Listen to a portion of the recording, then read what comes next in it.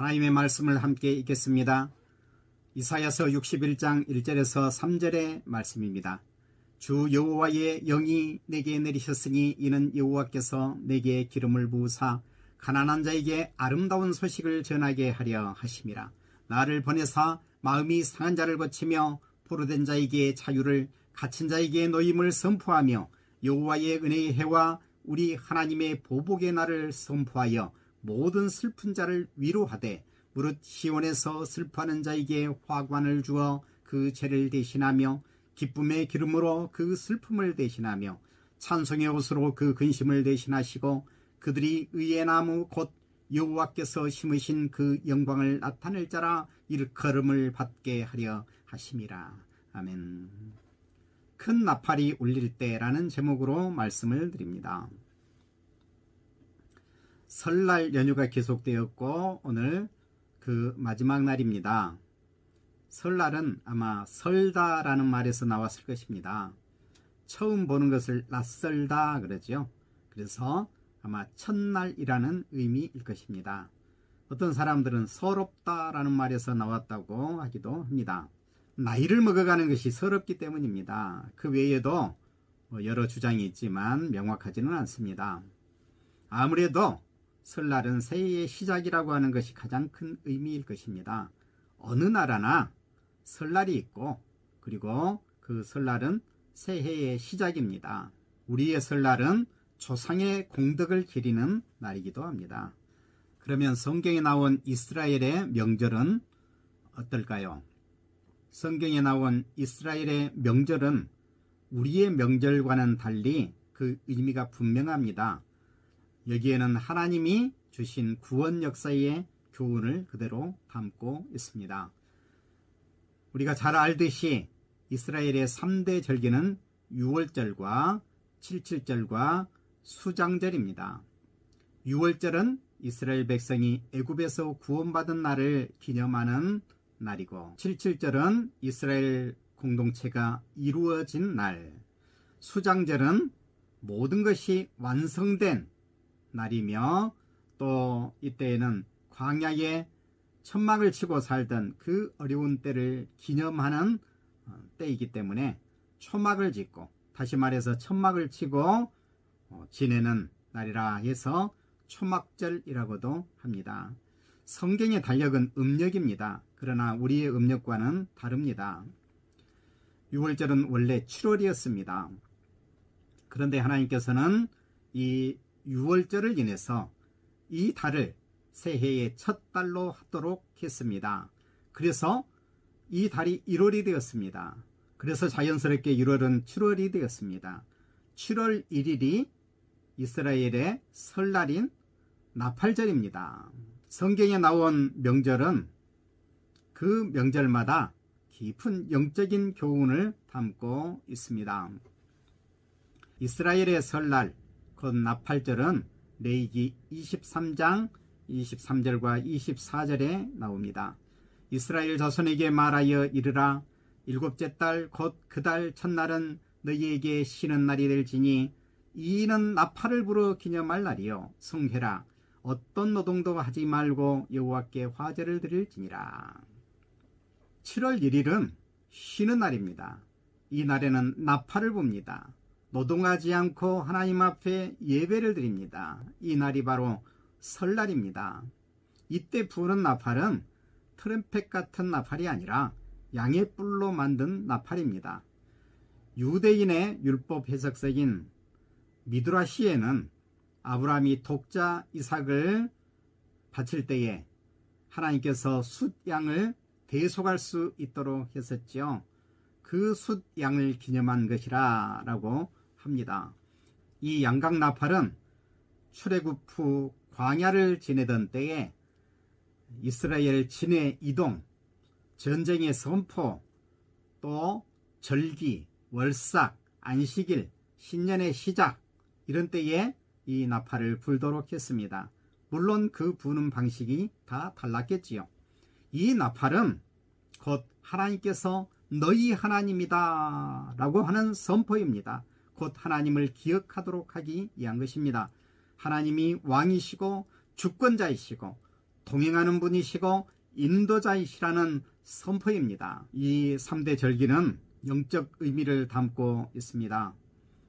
6월절은 예수님의 십자가로 구원받는 것, 그리고 77절은 오순절의 성령 강림으로 교회 공동체를 이룬 날, 그리고 수장절은 우리의 구원이 완성되어 영원한 하나님의 나라에 들어가는 때가 될 것입니다. 이런 구원사적 의미로 살펴보면 예수님의 탄생은 추운 겨울이 아닌 바로 가을, 나팔절의 때일 가능성이 많습니다. 설날은 새로운 날입니다. 우리는 이 1년의 첫날을 설날이라고 부릅니다. 젊은 나이에는 새 날인데 나이를 먹어감에 따라 이 날은 서러운 날이 되기도 합니다. 더구나 오늘날 사회 환경에 따라 가족 관계가 어그러지다 보니 이 설날이 참으로 고통스러운 날이 되고 말았습니다. 그러면 진짜 설날이 없을까? 새로운 날이 없을까? 영원한 새날은 없을까? 나팔절 외에 나팔을 부는 날이 또 있습니다. 이 날이야말로 정말 큰 나팔을 부는 때입니다. 이 날은 다름 아닌 이스라엘이 50년마다 맞는 희년입니다. 희년. 이스라엘 백성들은 일주일에 한 번 안식일을 지킵니다. 그리고 7년에 한 번 안식년을 지킵니다. 이 안식년이 7번 지나면 49년이 되겠죠. 49년째가 안식년입니다. 그리고 그 다음에는 50년, 희년입니다. 그래서 연이어 2년 동안 안식년을 지킵니다. 레위기 25장 10절에서 12절을 보면 너희는 50년째 해를 거룩하게 하여 그 땅에 있는 모든 주민을 위하여 자유를 공포하라 라고 했습니다. 희년이 되면 이스라엘 백성들은 나팔을 크게 울려 붑니다. 그래서 이 날을 요벨이라고 부릅니다. 요벨은 바로 숫양의 뿔을 의미합니다. 그래서 이 명절이 요벨입니다. 바로 이 희년은 해마다 맞는 새날이 아니라 바로 50년에 한 번 맞는 새날이니 아주 큰 명절이라 라고 말할 수 있겠지요.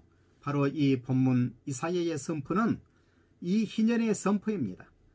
이사야서를 처음부터 살펴보면 이 이사야는 온 세상을 향해 심판을 선언하고 있습니다. 온 이방 나라 그리고 북이스라엘의 심판, 특히 강조한 것은 하나님의 나라라고 자처하는 유다를 향한 하나님의 심판을 선포하고 있습니다. 왜냐하면 그들이 하나님을 떠나 패역을 일삼았기 때문입니다. 그런데 또 놀라운 회복의 메시지도 전합니다.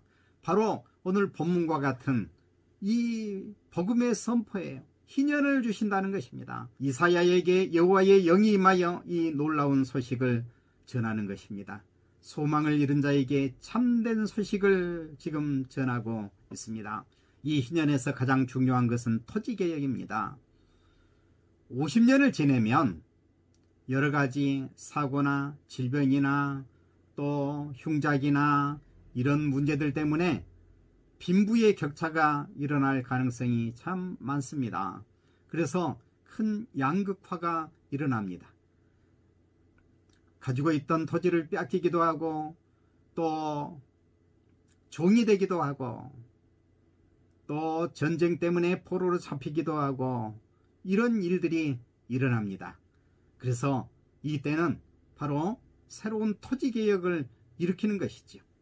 돈 때문에 잃어버렸던 토지와 가산을 되찾게 되고 돈 때문에 남의 종이 되었던 사람들이 자유를 되찾게 됩니다.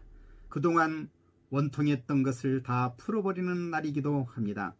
전쟁으로 잡힌 포로도 돌려보냅니다. 감옥에 갇힌 자들에게는 대사면을 행합니다.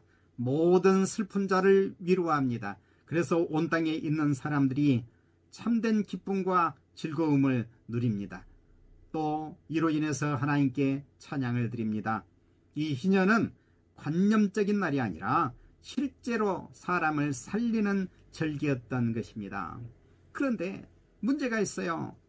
왜냐하면 우리가 구약 성경을 읽어보아서 알지만 열왕의 역사 속에서 그리고 그 이후에도 이 희년을 지킨 이야기가 나오지 않습니다. 율법에는 분명히 기록되어 있지만 사람들은 각자 사육 때문에 이 희년을 지키지 않았습니다. 그래서 세상은 부익부 빈익빈의 양극화가 계속 되어지고 억압받는 사람들은 그 고통으로 인해서 원망이 그치지 않습니다. 그런데 누가복음 4장 18절에서 19절에 보면 나사렛 회당에서 예수님께서 바로 이사야서의 이 본문 말씀을 읽습니다. 주의 성령이 내게 임하셨으니 이는 가난한 자에게 복음을 전하게 하시려고 내게 기름을 부으시고 나를 보내사 포로된 자에게 자유를, 눈먼 자에게 다시 보게 함을 전파하며 눌린 자를 자유롭게 하고 주의 은혜의 해를 전파하게 하려 하심이라 하였더라. 바로 이 주의 은혜의 해가 희년이에요. 예수님께서는 이 말씀을 읽고 이 글이 오늘 너희 귀에 응하였느니라 라고 말씀하십니다. 바로 희년을 선포하신 것입니다. 어떤 사람들은 구약은 율법, 신약은 복음이라고 말합니다. 그러나 그것은 옳은 말이 아닙니다. 하나님께서 이 율법을 주신 것은 복음으로 주신 거예요. 이 율법을 지키면 실제로 살아가는 삶이 복된 삶이 됩니다. 그리고 영원한 생명을 얻을 수 있습니다. 그런데 사람의 생명을 살리기 위해서 주신 이 율법을 사람들은 욕심 때문에 수용하지 않습니다. 왜 그럴까요? 사람이 진정으로 거듭나 변화되지 않으면 절대 이것은 안 됩니다. 그래서 이 때문에 예수님이 오신 거예요.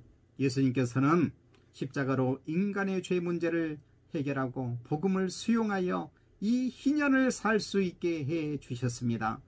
예수님이 선포하신 천국의 선포, 이 복음의 선포야말로 진정한 희년의 선포인 것입니다. 이 나팔이 울릴 때에 사람들은 기쁨을 회복합니다. 참된 자유를 얻게 됩니다. 하나님께서 주시는 복을 누리게 됩니다. 그래서 모든 사람들이 하나님을 찬양하며 하나님께 영광을 돌리게 됩니다. 이 나팔은 세상 끝날을 묘사할 때도 나옵니다. 마태복음 24장 31절에 보면 그가 큰 나팔 소리와 함께 천사들을 보내리니 그들이 그의 택하신 자들을 하늘 이 끝에서 저 끝까지 사방에서 모으리라. 고린도전서 15장 52절에 보면 나팔 소리가 나매 죽은 자들이 썩지 아니할 것으로 다시 살아나고 우리도 변화되리라. 데살로니가전서 4장 16절에 보면 주께서 호령과 천사장의 소리와 하나님의 나팔 소리로 친히 하늘로부터 강림하시리니 그리스도 안에서 죽은 자들이 먼저 일어나고. 그날은 세상의 마지막 날입니다. 그날은 심판의 날입니다.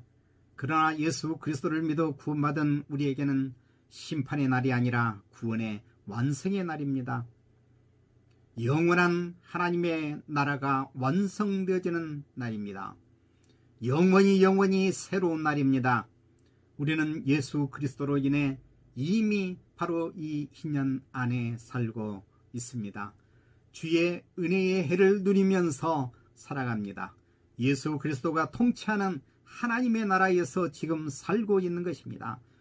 물론 아직 미완성이지만 예수 믿는 우리는 이미 새롭게 열린 이 새 하늘과 새 땅에서 살아가고 있는 것입니다. 우리에게는 바로 날마다의 삶이 설날과 같습니다. 날마다 새로운 날입니다.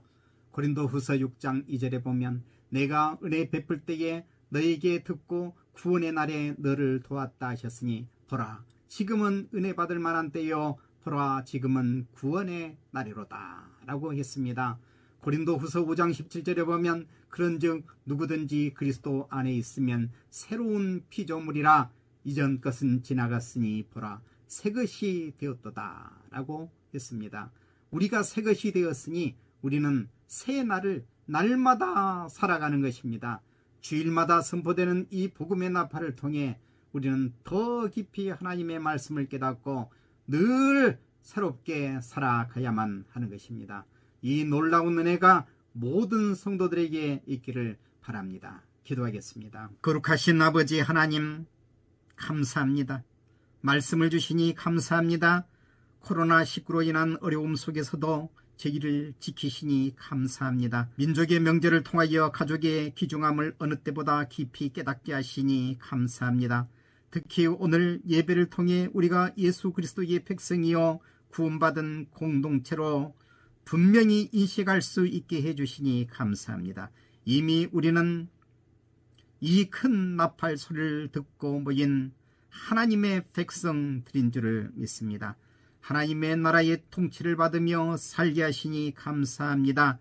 아직 미완성이지만 우리가 충분히 이 복을 누리며 살고 있음을 믿습니다.